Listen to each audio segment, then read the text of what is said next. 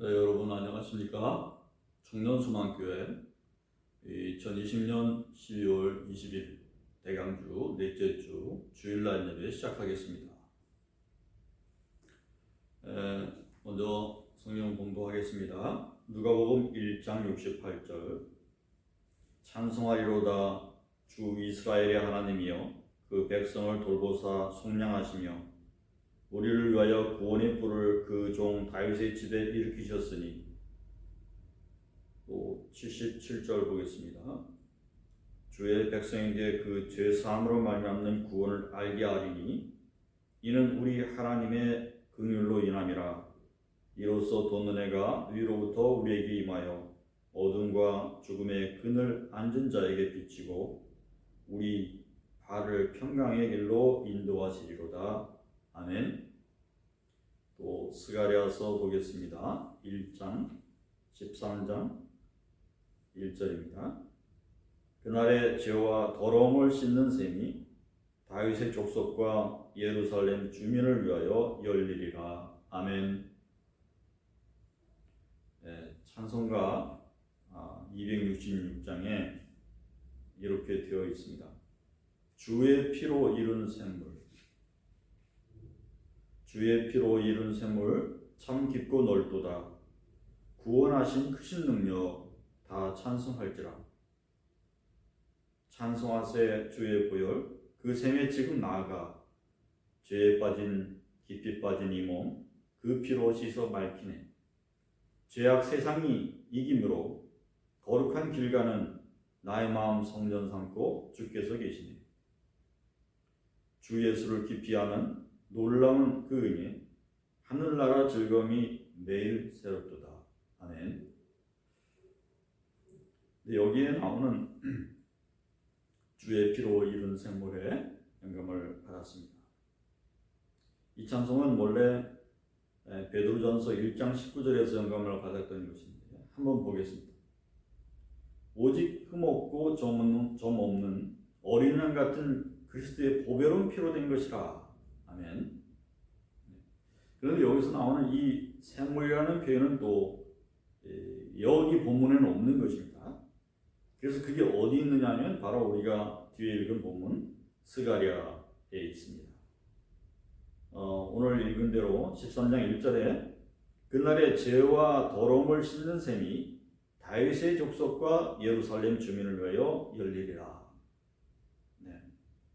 그날이라고 되어 있는데 그날은 메시아께서 오시는 날, 예수께서 이 땅에 오시는 때를 말하는 것이죠. 그리고 그 구원에 관해서 베드로서 기자는 이렇게 말해주고 있습니다. 1장 9절에서 이 구원에 관해서는 너에게 임할 은혜를 예언하던 선지자들이 부지런히 연구하고 살펴서 자기 속에 계신 그리스도의 영이 그 받으실 고난과 그 후에 받으실 영광을 미리 증언하여 누구를 또한 어떠한 때를 지시하시는지 상고하니라. 아멘. 그러니까 이것을 공동 번역으로 보면 더 쉽게 되어 있습니다. 이 구원은 여러분에게 내릴 은총을 두고 예언한 예언자들이 열심히 찾고 연구하던 것입니다. 이제 이해가 되시나요? 네. 그래서 이것을 옳게 연구하던 예수님 시대의 사람이 있었어요. 오늘 우리가 누가복음 1장을 읽었는데 그 누가복음에 나오는 바로 제사장이 바로 사가랴고 그 사가랴가 하고 있는 예언인 것입니다. 그래서 주님을 옳게 오실 것을 바라보고 있었어요. 또한 자기 아들 세례요한이 6개월 먼저 앞서났는데 그는 주 앞에서 먼저 앞서가서 그 길을 준비하는 역할을 할 것이다. 그것을 예언하고 있습니다. 그리고 자기 아들 뒤에 6개월 뒤에 나실 그 예수님에 대해서 미리 알고 있었어요. 본문 내용은 주 예수에 대해서 언급하고 있는 것인데 68절에 말하기를 그분은 속량하러 오시는 분이다. 속량이라고 하는 것은 한자인데 몸값을 받고 노예 신분에서 해방을 시켜주는다는 그런 의미입니다. 근데 우리가 여기서 언급되고 있는 것은 제사에 대해서 언급하고 있는 것이죠. 우리가 매번 죄 짐승의 피를 가지고 죗값을 치르러야 했던 그런 존재인데, 근데 그 죄의 노예 상태에서 해방돼서 감히 나설 수 있는, 주님 앞에 바로 나설 수 있는 존재가 되었다. 그렇게 만드신 분이 바로 예수님이시다 하는 것이죠. 율법이라고 하는 것이 있음에도 불구하고 그것이 그들의 신분에 변화를 주지 못했습니다. 그래서 제대로 지켜지지 못하고, 그래서 구원에 받을 자가 많지 않았던 것입니다. 하지만 우리 주 예수님의 성령으로 인해서 죄의 노예의 신분에서 해방돼서 죄사함을 없는 자유 존재가 되었다고 사도 바울은 말하고 있습니다. 대속과 같은 뜻입니다. 주님의 오심이 원수를 구원하는 일이라고 오늘 사가랴 선지자가 제사장이 말을 했죠. 또 이것이 죄사함으로 말미암는 구원이라고 정의를 내리고 있어요. 지금 얘기한 그 예언이 말이죠. 다시 말해서 하나님과 우리 앞에 무엇이 있느냐? 이 죄가 있어요. 이 죄의 문제가 가로막고 있는데 그 문제를 해결하지 못하면 우리가 하나님 앞에 갈 수가 없다. 근데 그 죄의 문제가 관건인데 그것을 단번에 해결해 주신 분이 바로 예수님이시다. 그것을 해결하러 오실 때부터, 나실 때부터 이 사가랴 선지자가 그렇게 해명을 해주고 있는 것입니다. 오늘 우리는 이제 한 주 앞으로 우리 성탄절을 앞두고 있습니다. 여러분이 코로나로 정말 힘드실 텐데 이런 과정에도 우리가 유튜브 영상으로 또 우리 카톡에 나오는 그 순서대로 여러분에게 드리는 것들을 많이 참여하기 바랍니다. 이것이 다 훈련의 연습입니다. 그리스도인들이 반드시 지켜야 할 것이 바로 예배입니다. 꼭 동참하시고 권면하시고 함께 하시기 바랍니다. 그래서 주님은 이미 2000년 전에 오셨지만 오늘 이 말씀을 전하면서 이제 구원의 생문이 이미 열렸다라고 말을 해야 되지만 한 주 앞으로 앞두고 있기 때문에 우리는 편의상 우리 마음속에서 주님의 오심을 기다리는 우리의 마음속에서 열리는 샘물로 이렇게 제목을 표현해 보았습니다. 이사야서 62장 10절에 성문으로 나아가라 나아가라 백성이 올 길을 닦으라 그 길을 수축하고 수축하라 돌을 제하라 만민을 위하여 기치를 들라.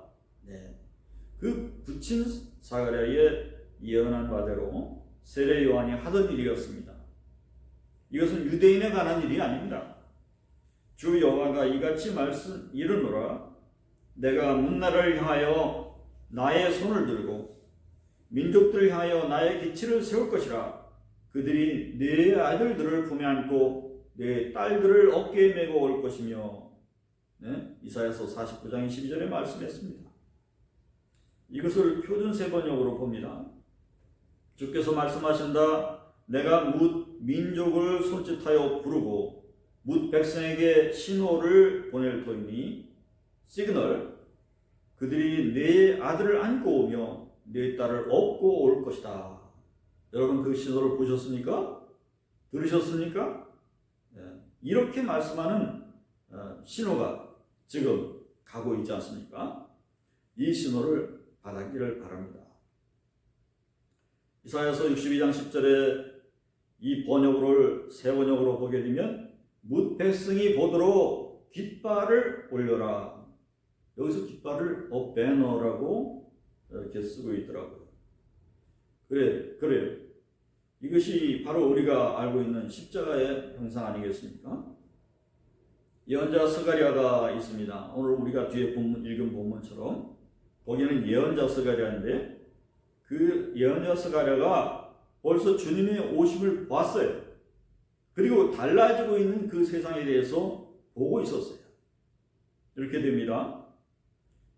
스가랴 8장 22절에 많은 백성이 강대한 나라들이 예루살렘으로 와서 만군의 여호와를 찾고 하나님께 여호와께 은혜를 구하리라. 만군의 여호와가 이와 같이 말하노라. 그날에는 말이 다른 이방 백성 10명이 유다 사람 하나 옷자락을 잡을 것이라. 곧 잡고 말하기를 하나님이 너희와 함께 하심을 들었나니 우리가 너희와 함께 가려 하노라 하리라 하시니라. 아멘. 이 얼마나 구체적인 그러한 표현들입니까? 굉장히 쉽게 풀어서 말해주고 있죠. 성서를 잘 아는 유대인을 붙잡고 당신 혼자만 구원받지 말고 나도 구원받게 해달라 이렇게 온다는 거예요. 근데 지금은 우리가 성서가 보급이 돼서 붙잡을 필요가 없어요. 우리 앞에 성서는 언제든지 인터넷으로도 또 우리 수중에도 찾아볼 수가 있으니까요. 찬송가 가사대로 주님의 죽으신 죄사함의 피로 만드신 그 샘물이 얼마나 넓고 깊은지 모든 인류가 이 성서를 통해서 구원을 받을 수 있는 그러한 통로를 얻게 되어 있습니다. 요한복음 4장에서 예수님께서 사마리아 여인과 말씀을 나누신 적이 있어요. 그 사마리아인은 원래 사마리아라고 하는 땅은 혼혈인들이 모여 사는 곳인데 유대인들이 거의 상종을 해주지 않았어요. 그래서 이 사마리아인은 모든 이방 백성들, 전 세계의 이방 백성들을 대표하고 있는 것이죠. 근데 특별히 예수님께서 그곳을 찾으셔서 이제 말씀을 전합니다. 만민의 영과 진리로 어디서나 예배할 때가 온다. 예루살렘에서만이 아니라 어디서나 예배할 때가 온다. 그 여자가 여쭈었습니다. 여자가 이르되 메시아 곧 그리스도라 하시는 이가 오실 줄을 내가 아노니 그가 오시면 모든 것을 우리에게 알려주시리이다. 예수께서 이르되 내가 말하는 내가 그니라 하니라. 아멘. 그리고 예수님은 거기서 말씀해 줬어요. 내가 주는 물을 마시는 자는 영원히 목마르지 아니하리니 내가 주는 물은 그 속에서 영생하도록 솟아나는 샘물이 되리라. 아멘. 너희는 하늘로 눈을 들며 그 아래 땅을 살피라. 하늘이 연기같이 사라지고 땅이 옷같이 헤어지며 거기에 사는 자들이 하루살이같이 죽으려니와 나의 구원은 영원히 있고 나의 공의는 폐하여지지 아니하리라. 이사야서 51장 6절에 말씀했습니다. 할렐루야. 그와 같습니다. 그렇습니다. 주님께서 구원을 베푸셨어요. 바로 그것이 성탄절의 의미죠. 주님께서 오시는 날을 기념하는. 우리 주님은 이렇게 말씀하셨습니다. 사람이 친구를 위하여 자기 목숨을 버리면 이보다 더 큰 사랑이 없나니. 예수님은 죄 없는 분이셨지만 그럼에도 불구하고 우리를 위해서 죽으셨고 십자가를 지셨습니다. 척 콜슨이라고 하는 분은 일본 포로 수용소에 있던 당시에 이렇게 잡혀서 고된 노동을 해서 생명을 부지할 수 있도록 만든 그 포로 수용소에서 이제 갇혀서 그 미국 전쟁에 그 일본과의 그 전쟁에서 포로로 살았던 그 얘기를 들려줬어요. 그래서 그때에는 각자 삽을 가지고 하루 종일 땅을 파야만 했다고 하는 것입니다. 그리고 저녁에는 그 삽을 다시 굴려줘야 했다는 겁니다. 왜냐하면 그 삽으로 탈출하지 못하도록. 근데 어느 날 저녁에 경비병과 그 삽이 줄을 섰던 20명의 죄수들 앞에서 딱 이렇게 개수가 되고 있었어요. 근데 경비원은 그걸 세더니 19개라는 겁니다. 그래서 그 포로들에게 이렇게 분노를 하면서 어떤 포수가 그렇게 얘기를 하는 거예요. 누가 이 삽을 하나를 빼돌렸는지 여기서 얘기를 해라. 아무도 나오지 않으면 너희들 다 권총을 뽑아서 자수할 때까지 다 죽여버리겠다. 이렇게 엄포를 놓았습니다. 근데 아무도 자기가 삽을 가져갔다고 얘기하는 사람이 없어요. 그때에 19살 된 수감자 중 한 사람, 바로 그 어떤 사람이 고개를 숙인 채 앞으로 나왔다는 거예요. 그래서 경비원은 그 앞에 나온 그 젊은 청년에게 머리에다가 총을 겨누고서 권총으로 쏴서 죽였어요. 그리고 나서 놀라운 일이 벌어졌습니다. 그 청년이 땅에 쓰러졌는데 바로 옆에서 그 사람의 개수를 세면서 20개가 맞다는 거예요. 20개가 맞는데 죄도 없는데 그 수명이 사람이 하나둘씩 죽어가는 걸 생각하면서 어차피 죽을 거 내가 대신 희생하자. 내가 가져갔다고 나온 거예요. 그래서 잘못 계산한 단순한 실수였다는 것을 전해주고 있었습니다. 그렇게 젊은 군인 하나가 친구들을 위해서 자기 몫을 희생하면서 죽어가는 것이었습니다. 여러분, 그런 친구를 원하십니까? 자기 대신 죽어줄 친구? 우리 모두가 하나쯤은 가지고 있잖아요. 바로 예수님입니다. 예수님은 우리를 위해서 죽어주시겠다고 하는 이 결정이 단순간에 결정된 것이 아니었습니다. 창세전부터 당신을 위해 죽어주기로 이렇게 계획을 하셨던 거예요. 그런 친구 이상이죠. 왜냐하면 당신의 길을 위해서 그 목숨을 내어 놓으셨기 때문에. 세례 요한은 예수님을 가리키면서 이렇게 외쳤습니다. 보라, 저 세상 죄를 지어가는 하나님의 어린 양을 보라. 워런 위어스비는 1949년에 공산당 마오쩌둥이 쫓아내는 그런 세계 속에서 중국에서 겪었던 이야기를 들려줬어요. 교회는 폐쇄됐고요. 기독교인들은 모두 체포돼서 채용되고 있었습니다. 위어스비는 소규모의 교인들과 함께 개인적으로 만나서 그러한 얘기를 들려주고 있었어요. 근데 갑자기 문이 열리면서 세 사람의 공산주의자들이 무기를 가지고 달려들었습니다. 그리고 이렇게 얘기를 하는 거예요. 너희 모든 기독교인들 벽에다 줄을 세고 서 있어라. 손 들고 있어라. 내가 한마디 하겠다. 여기 기독교인이 아닌 사람들은 나가라. 그랬더니 하나둘씩 기독교인이 아니라고 하는 사람들이 나갔어요. 진짜 이제 예수를 위해서 죽을 수밖에 없는 사람들만 남아있는 거예요. 그때에 그 군인이 3명이 자기 총을 내려놓고 말하는 것입니다. 나는 신자입니다. 우리는 믿음 때문에 기꺼이 죽을 수도 있습니다. 그래서 그 그룹을 찾고 싶었습니다. 우리 같이 함께 해도 될까요? 할렐루야. 그렇습니다. 이것은 중국에서 있었던 과거의 일이지만 우리가 유튜브로 본 증언들에 의하면 지금 북한에도 이러한 일들이 비일비재 일어나고 있습니다. 숨어서 믿음을 지키면서 성경을 사수하면서 그들의 생명을 위협하고 있는 그러한 그 신앙을 지키고 그것을 나누기 위해서 그들은 지하교회에서 모이고 있는 것입니다. 그러니까 우리가 지켜야 될 것이 무엇입니까?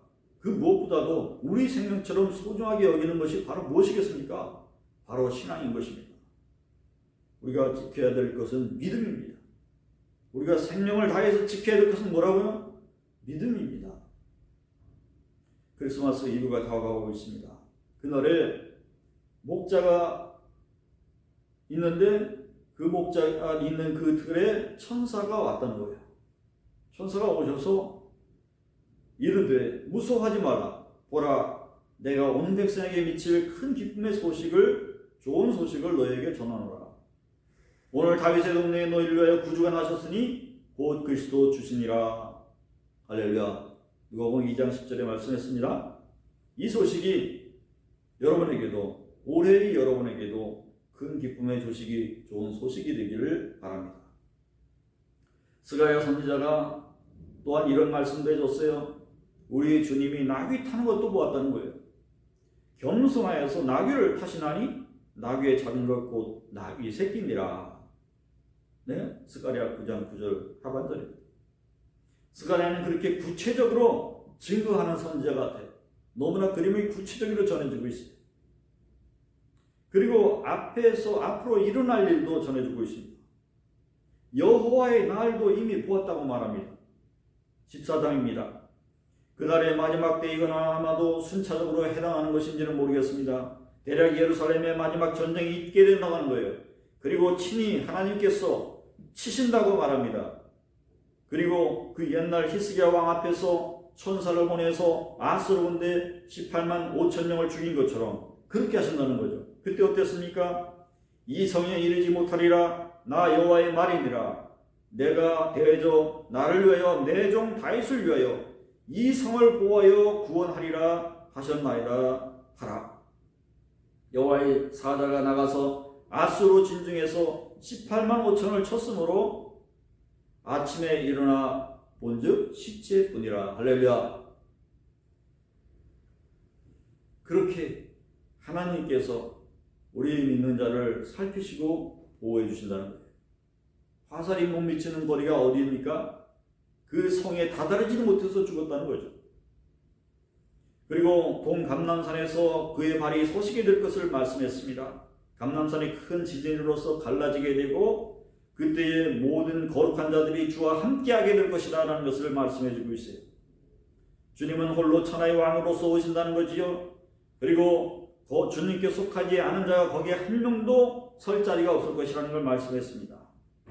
그날은 반가운 날이 되지 않을 것입니다. 서로가 싸우는 날이 될 것이며 암흑 같은 날이 될 것이고 멸망하는 날이 될 것이라고 그랬습니다. 그러므로 이 날이 오기를 바랄 것이 아니라 이 날이 오기 전에 우리가 주님의 거룩한 품에 안길 수 있는 친백성이 될 수 있기를 소망하시기를 축원합니다. 죄와 더러움을 씻는 셈이 유대 성전 뜰 앞에 있었던 물두멍 아닙니까?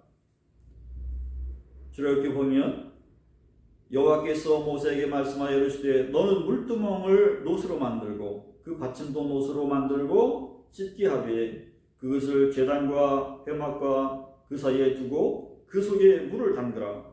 아론과 그의 아들들이 그 두멍에서 수족을 씻되 그들이 회막에 들어갈 때에 물로 씻어 죽음을 면할 것이요 제단 가까이에서 그 직분을 행하여 여호와 앞에서 화제를 살할 때에도 그리할지니라. 이와 같이 그들이 수족을 씻어 죽기를 면할지니 이는 그와 그 자손의 대대로 영원히 지킬 규례니라. 아멘. 자, 죄는 사실 물로 씻을 수 있는 것이 아닙니다. 이건 규례일 뿐이죠. 히브리서 9장 22절에 뭐랬습니까? 피 흘림이 없이는 죄사함이 없느니라. 사실은 피를 흘려야 죄가 씻어지는데 우리가 피를 흘리면 죽잖아요. 죽은 다음에 어떻게 죄가 씻어지는 것이 의미가 있어요.